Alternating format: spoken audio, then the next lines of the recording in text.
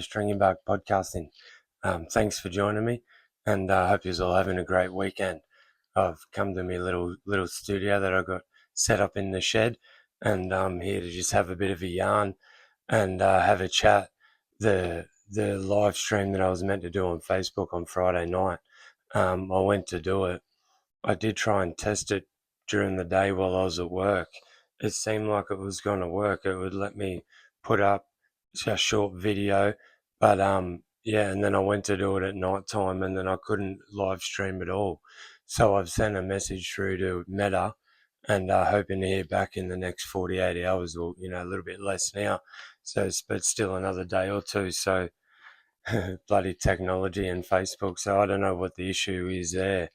But I've sent a message through, so I hope to hear back, and I'll keep you updated on the live stream on Facebook. I reckon that's going to be pretty good, and it seems to be the easiest way I can jump on and do a live stream with the most views. And my little Facebook page seems to be going pretty good. You all seem to be liking the content and sharing and sending me through lots of messages and support, and I appreciate that. I've been getting the odd few nutter here and there, but trying to have a yarn to them peacefully. And sometimes it gets through, sometimes it doesn't, but that's all right. Each to their own. But that's all we can do at the end of the day, isn't it? Just have a chat to them and try and voice our opinions and beliefs in a peaceful way, and go from there. I had a pretty busy weekend, just running errands around the property and running into town and doing a few things with the family. And I had to service my ute, get it ready. Living out in the bush, we do a few Ks getting around to work, even into the shops is a bit of a mission. You know what I mean? We've got a local bakery and butcher and a little shop convenience store where we can just get the basics. But yeah, just if you want to go for a mission to town, it takes at least half a day, because you're not just going to go there for one or two items. You try and get a few things in so you don't have to venture off into town too much. But so got all those things done. It's a bit windy tonight, so you might hear my big shed door do a bit of a slam, being in a big steel shed. Gets a bit noisy, and I hope the sound's all right. I've been trying to work on my sound, and I've got a bit better quality camera. So yeah, well, it's only going up from here. Yeah, no, the old news in Australia's been pretty quiet as of late. There's all the rain and all the floods that they've been having up north has been wreaking a bit of havoc on the poor locals. So we're keeping an eye on that, and the rain seems to be easing, but it seems to be the what she's left behind, the flooding and the dams busting and all the creeks swelling. I think it's had a fair bit of rain now, so we hope everyone's doing all right and safe and dry.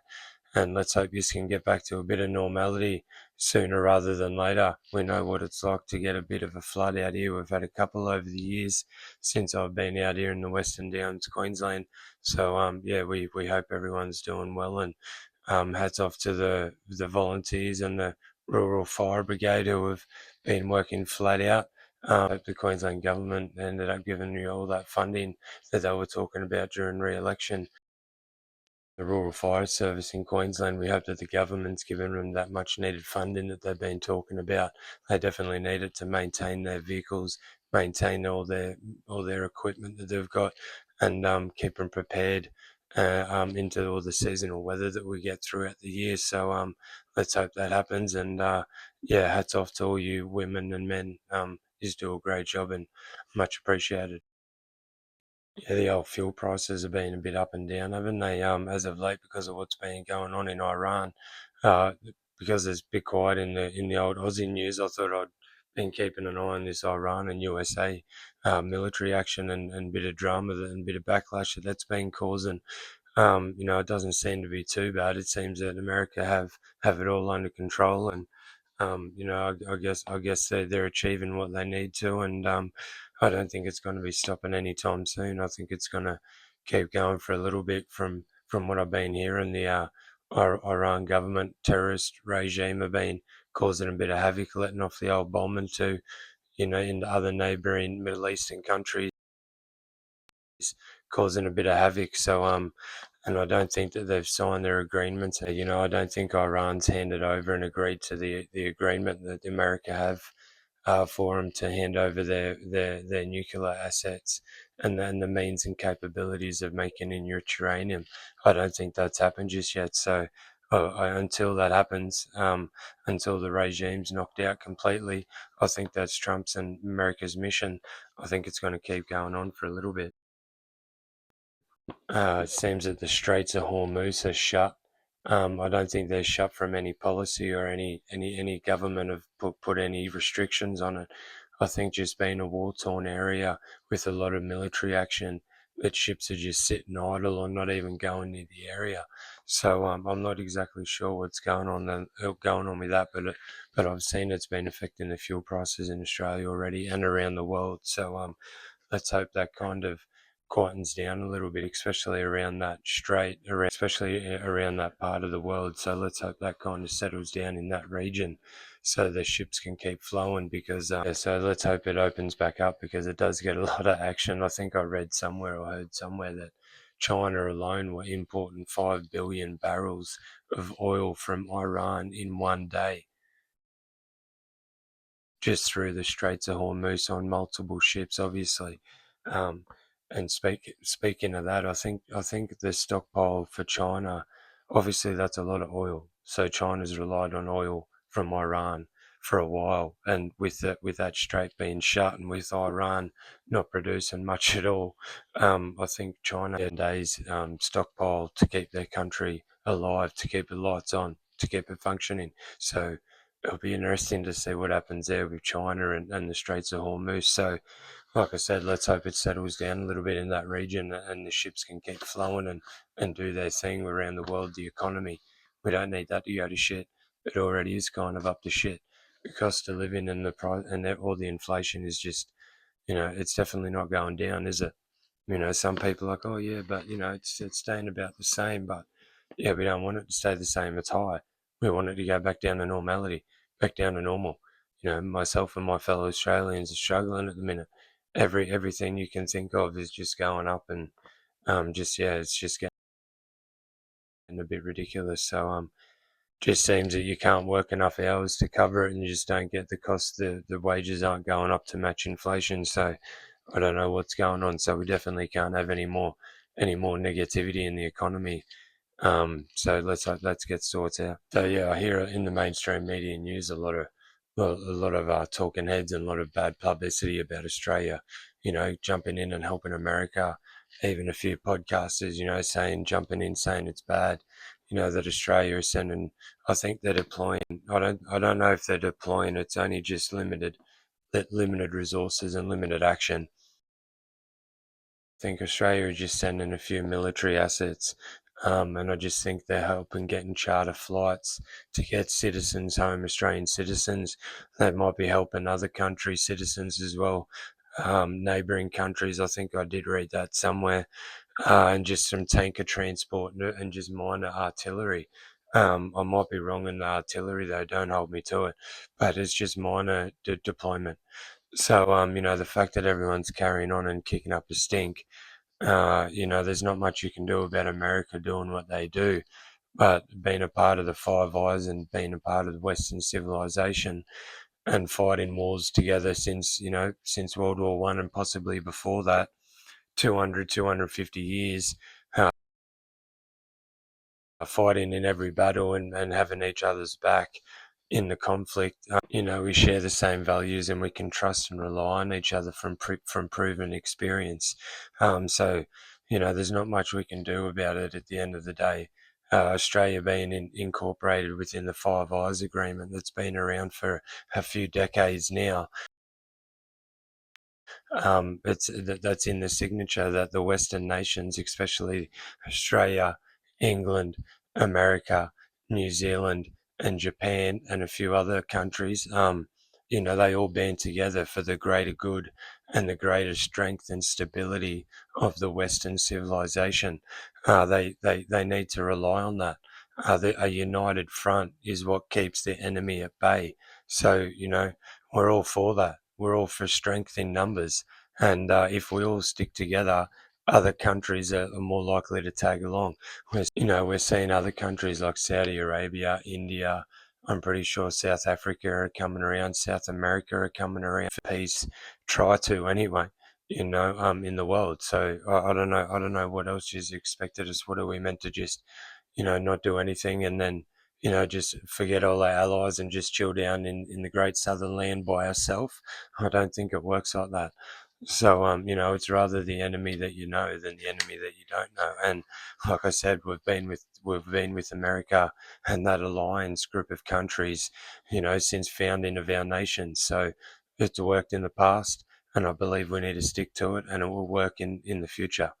Yeah, so I'm not sure who they're going to put in place over in there once, because let's face it, the terrorist regime of Iran have been taken out. So, who replaces that? So I have heard rumours that America knows who's going to be running the next parliament. So, apparently in the past there's still a fellow who is alive now. I'm not trying to cause any conflict between any countries or talk any shit or put anyone down or get myself or anyone in trouble.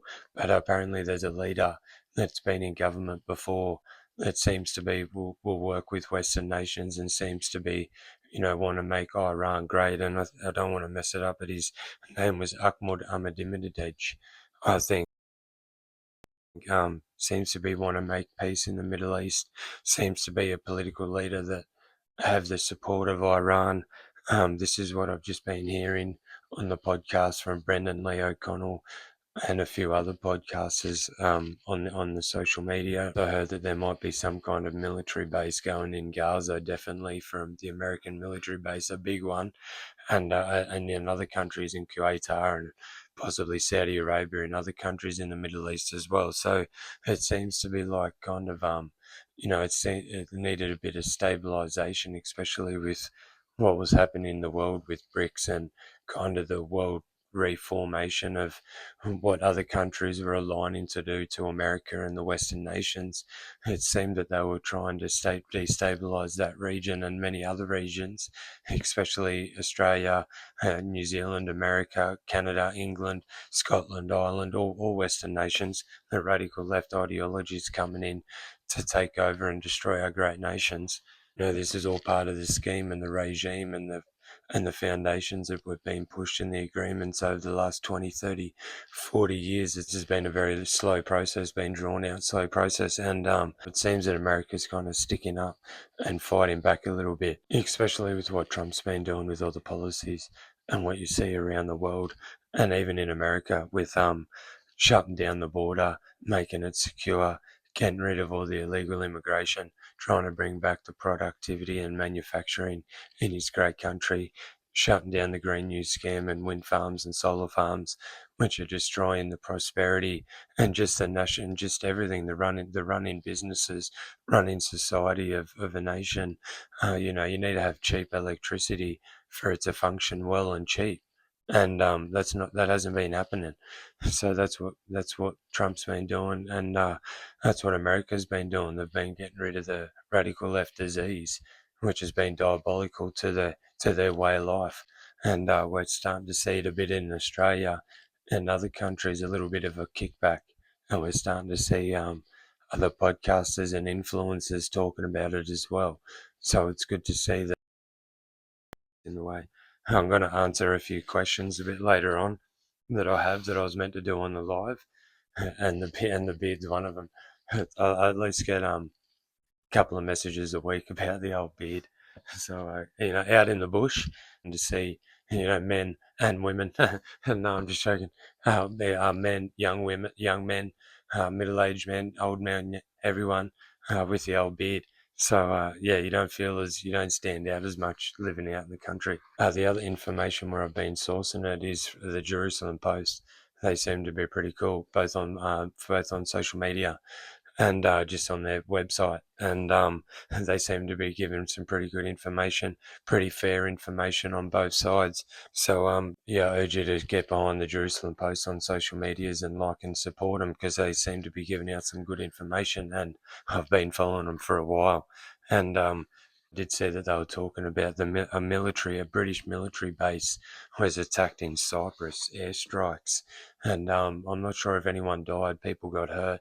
Few military assets were attacked, and so yeah, that's Iran carrying on a little bit. So yeah, it's going to keep going. So we'll keep an eye on that on Stringybark Podcast. Like I said, over the years, ever since Trump got in, pretty much 2016 is when I like to go back to when I started getting into this kind of political stuff and researching all this information and podcasts. Like I operate heavy machinery for 12, 13 hours a day. So, what I've got my earphones in and that's what I'm listening to pretty much every day. And so, yeah, I've done a bit of research over the years. So I had a Facebook page and a website, True Blue News Australia, when Trump started his election campaign for running for president of the United States. And I started posting, and I wasn't doing videos like I was this time. This is totally my first time doing it. And so, yeah, I'm still definitely learning on that aspect. But when I had my True Blue News Australia, it was more sharing podcast links to news articles and other people's work. I had that for years until the 2020 election when I was banned and cancelled pretty much every day. Every week I was on a 30-day ban. I got 3-day bans. I couldn't comment, couldn't put videos up. I ended up losing all my social networks, and my website was playing up. And yeah, it was full censorship and full crackdown for a while, especially during the 2020 election when Trump in America, the conservatives, Republicans reckon that he lost the election. So that was some wild times, going back them times.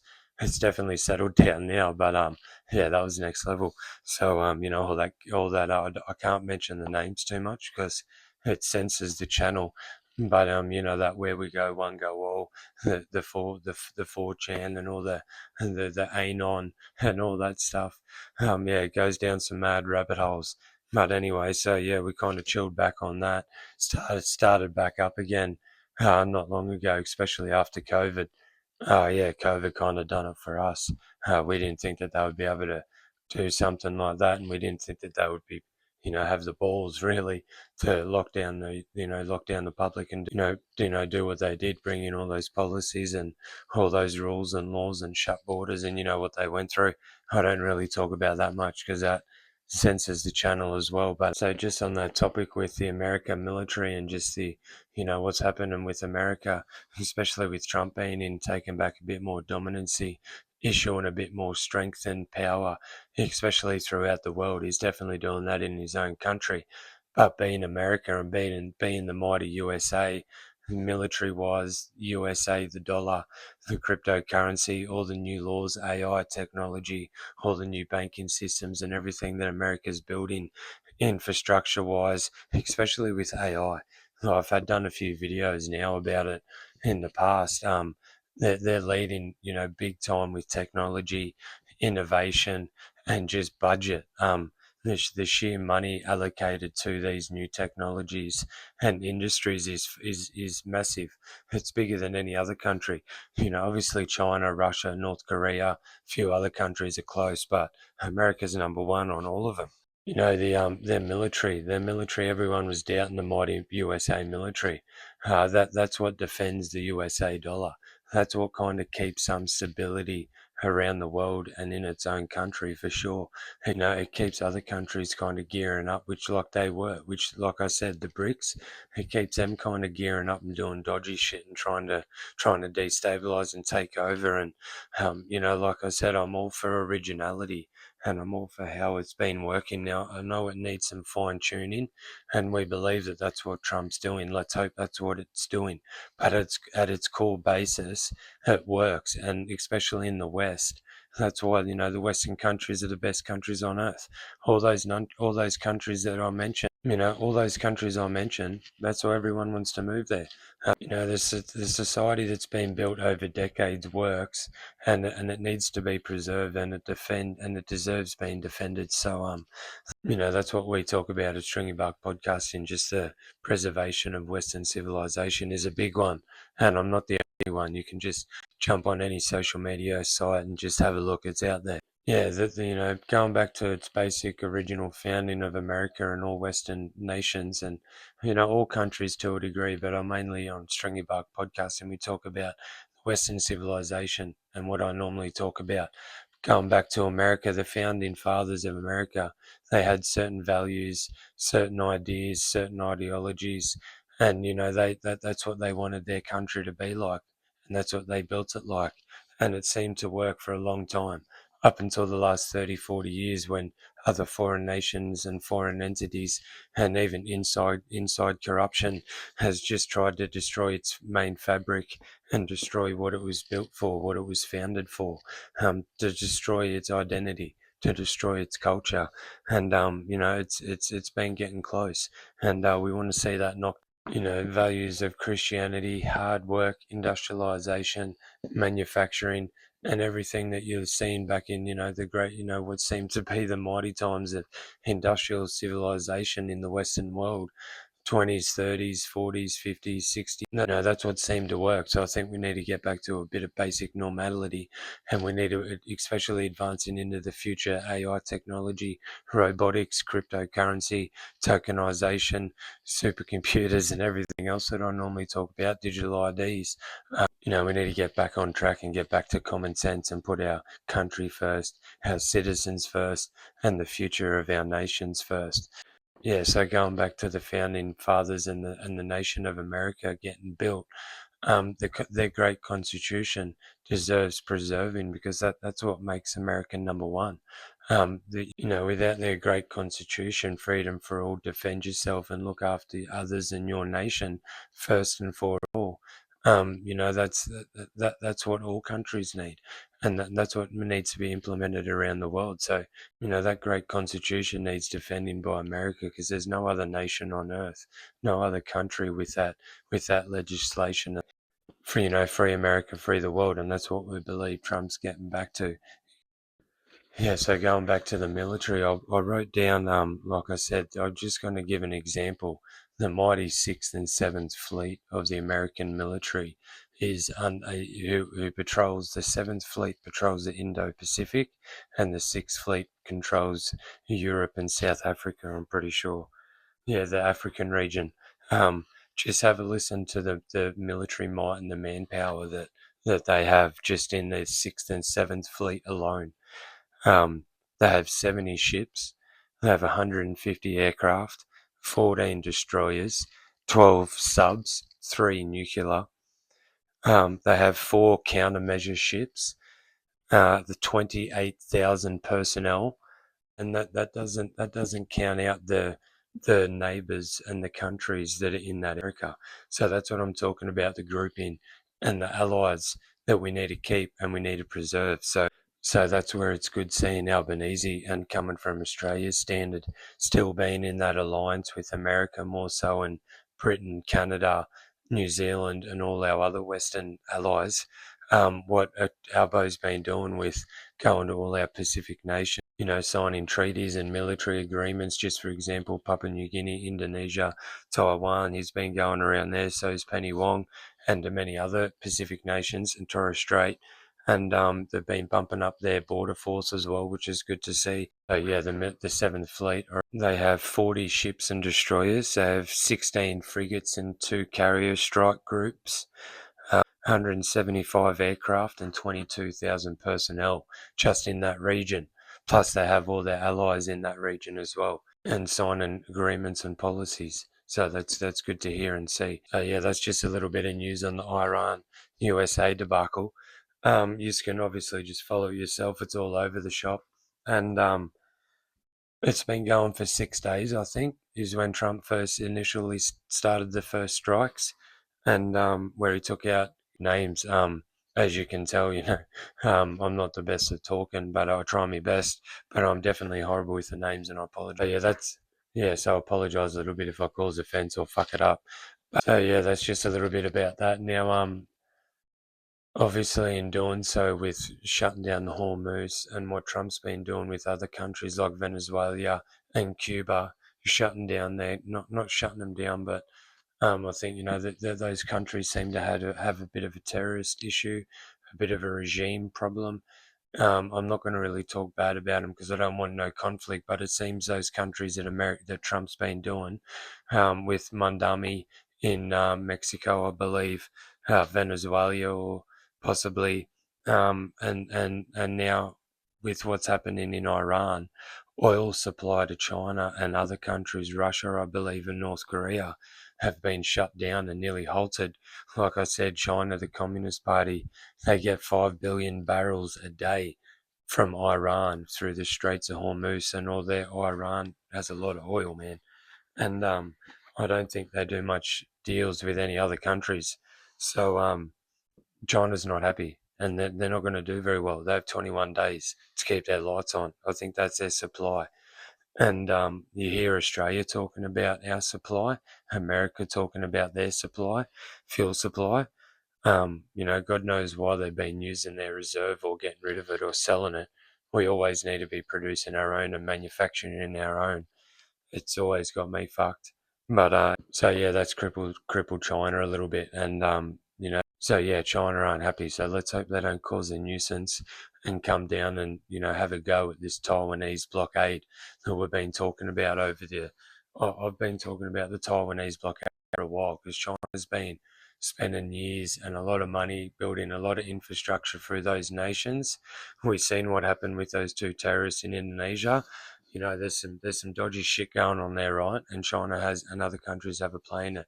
I'm not going to talk about it too much because I don't want to get myself or anyone else or Australia in trouble. But they've been playing around. China's been coming into those Pacific nations and other countries around there for years, offering them to do deals on infrastructure. And then they know that they can't pay the loans back. China takes the asset, they own it, and then they've been building offshore islands in international waters. They've been cozying up to other nations, and they've been up to no good. And that's common knowledge and common information that you can find on any social media website or on any website, really. So yeah, the Taiwanese blockade from the Communist Party of China, like I said, they've been spending a lot of time, money, and energy and research in that area. And Taiwan has the chip industry. They have the chip manufacturing, the semiconductor manufacturing, which is in everything. It's in phones, washing machines, cars, chips, computers, iPads, everything, you name it. Pretty much every day nowadays has a chip in it, and I'm pretty sure 80% of them come from Taiwan. So, doing a bit more research, it was strategically put there a while ago for a reason. And I believe that America are trying to bring back that technology and that manufacturing of chips back to America through NVIDIA and through other manufacturing companies, technology companies as well. If you look at what America have been doing with the policies, especially with the new technology and policies that I've been talking about for a while, this is one of them. This is one of the policies.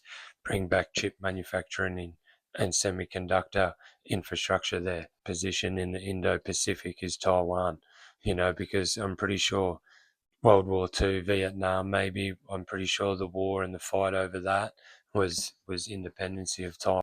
China believes it's theirs, and they didn't see the independency of Taiwan. So we're all for a bit of sovereignty in our nations, and yeah, so we're keeping an eye on that as well. But like I said, China's not doing very well, so we've got to see how they're going to retaliate. Could possibly be towards the end of the year, next year. You don't know, but we don't know. You just need to have a look and do a bit of research, and you'll see that it's a possibility that it might happen. All right, so that's a bit of that yarn done.